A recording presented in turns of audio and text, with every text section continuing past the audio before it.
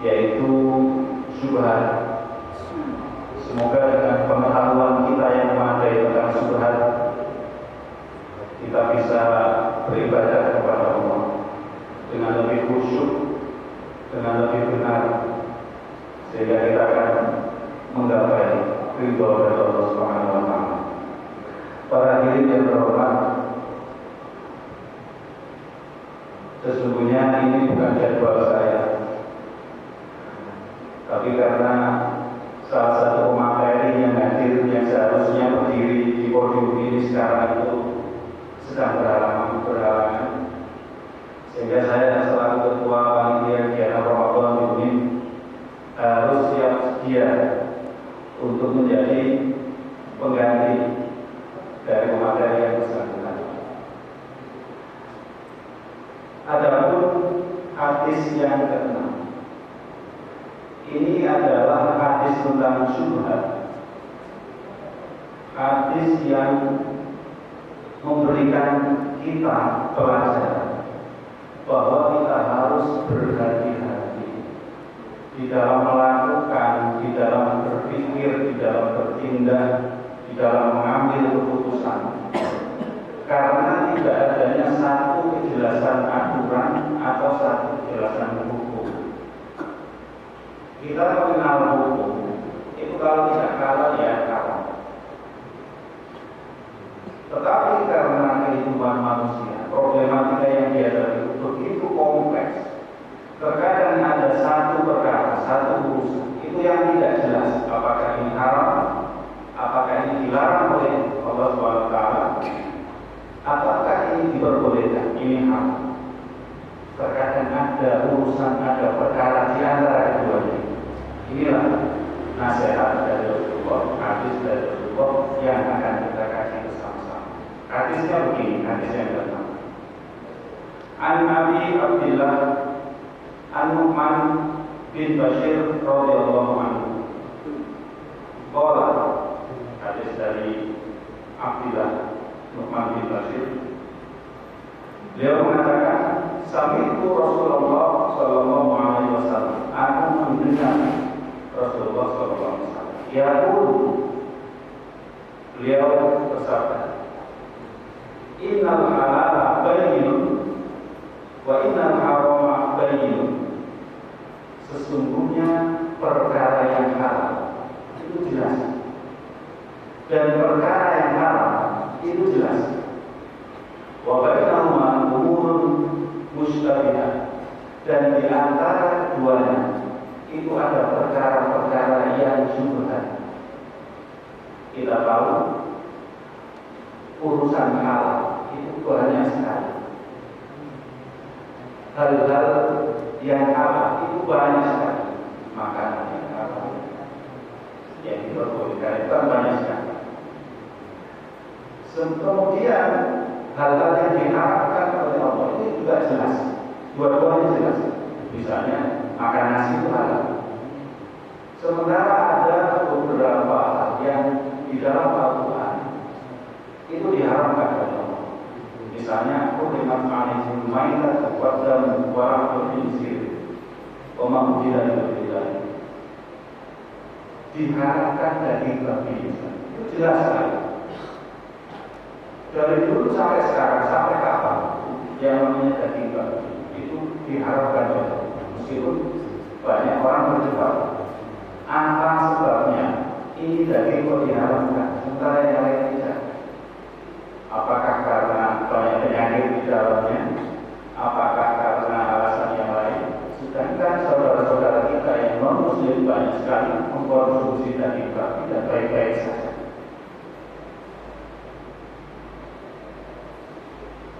Para hadirin yang terhormat, inilah perilaku kita yang harus kita tunjukkan sebagai hamba Allah Subhanahu wa Ta'ala, yaitu melakukan apa yang diperintahkan dan menghindari apa yang dilarang. Tentu saja kita tidak harus tahu secara detail, misalnya tadi tentang keharaman binatang babi atau dalam bahasa Arab itu kita tidak tahu apakah keharamannya yang diputuskan oleh Allah itu karena alasan kesehatan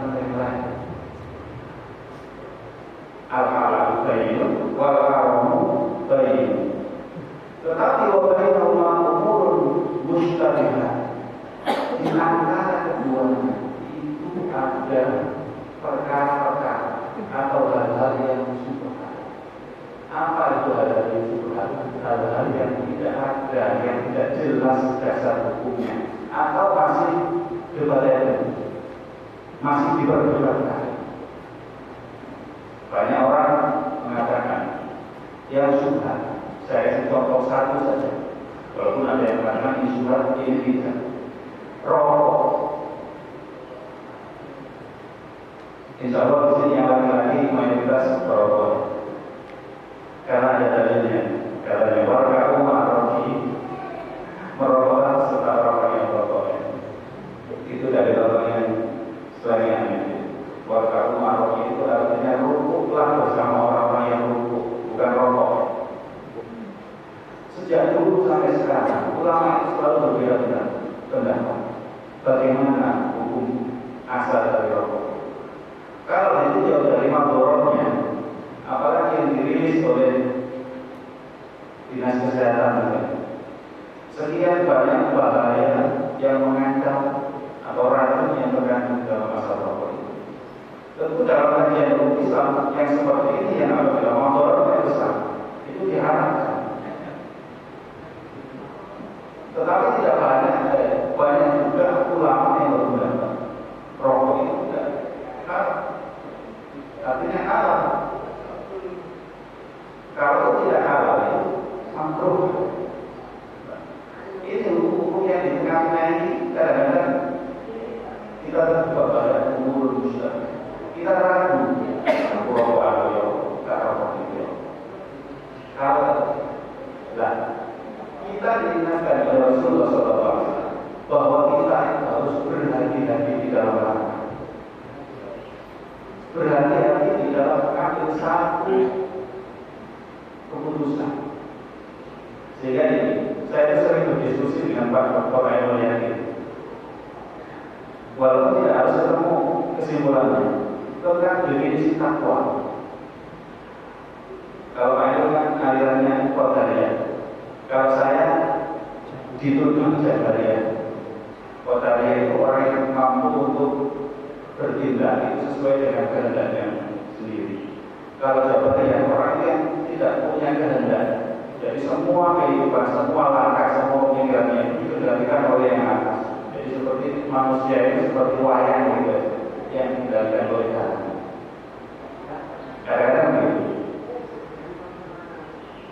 Definisi takwa di dalam Islam yang paling umum kita dengarkan misalnya di khutbah-khutbah Jumat itu adalah imtithalul awamirillah wa ijtinabun nawahi. Melaksanakan, menjalankan perintah Allah dan menjauhi larangan-larangan. Itulah definisi takwa. Dalam penjelasan yang lebih luas lagi itu ada di surat At-Tahrim. Ya ayyuhalladzina amanu qu anfusakum wa ahlikum nar.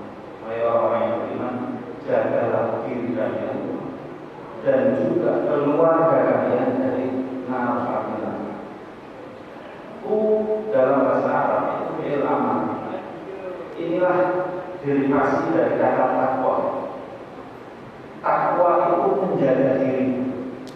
Takwa itu berhati-hati. Jadi ketika ada perintah, wahai orang-orang yang beriman bertakwalah, artinya wahai orang-orang yang beriman berhati-hatilah. Hati-hatilah dalam melangkah. Ibarat kita berjalan, apakah sudah kita pastikan bahwa jalan yang kita lewati itu aman?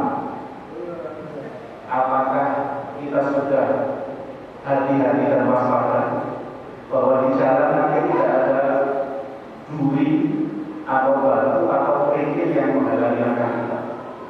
Jangan sampai dalam perjalanan kita terdapat masalah, ada batu yang menghalangi perjalanan kita, ada duri yang bisa menusuk kaki kita. Itulah kehadiran. Itulah orang yang bertakwa. Jangan sampai saya berjalan, jangan sampai saya menjalani kehidupan ini ada satu larangan Allah yang saya lakukan. Saya harus berhati-hati. kehati-hatian. Makanya takwa itu tidak semudah bahasa di dalam mendefinisikan, sulit sekali. Jadi ketakwaan itu kalau didefinisikan, mungkin saya bisa menjabarkan satu analogi. Orang berdebat tentang rasanya kopi. Oh, kopi ini manis, kata satu orang. Orang lain mengatakan, oh enggak, kopi ini pahit. Loh, yang benar yang mana? Katanya kopi ini manis, katanya pahit. Tetapi yang benar-benar bisa menjelaskan tersebut adalah orang yang meminum kopinya, kemudian dia bisa merasakan bagaimana rasanya kopi. Begitu juga dengan takwa. Orang akan sulit untuk mendefinisikan apa itu takwa tanpa dia menjalani jalan ketakwaan yang dimaksud. Dia harus merasakan dulu, dia harus meresapi dulu bagaimana rasanya berhubungan dengan Allah Subhanahu wa Ta'ala dengan penuh kehati-hatian. Pada satu kesempatan Umar bin Khattab itu pernah berkata begini, seandainya di dunia ini ada pengumuman dari Allah Subhanahu wa Ta'ala bahwa yang masuk neraka ini cuma satu orang, sisanya seluruh penduduk bumi itu masuk surga. Lalu Sayyidina Umar melanjutkan, saya takut jangan-jangan yang satu orang itu adalah aku.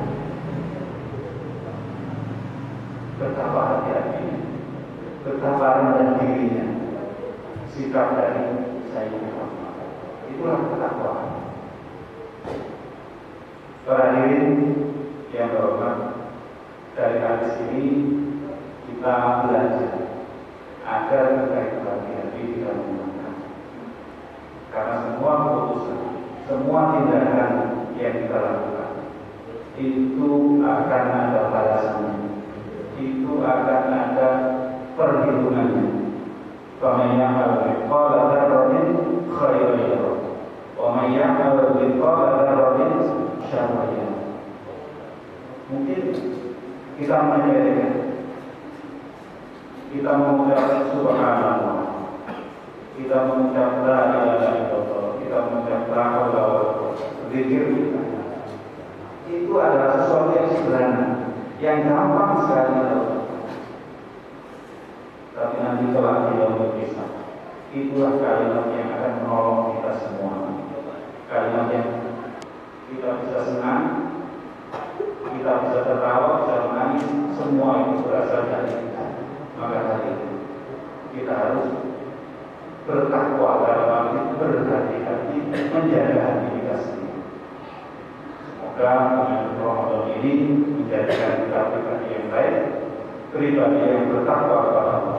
Karena ayat tentang puasa Ramadan itu ditutup dengan la'allakum tattaqun. Ya ayyuhalladzina amanu kutiba alaikumus syiyam kama kutiba alal ladzina min qablikum la'allakum tattaqun. Agar kita menjadi orang yang bertakwa, orang yang bersih hatinya, orang yang berhati-hati di dalam bertindak, melangkah, orang yang berhati-hati di dalam berpikir.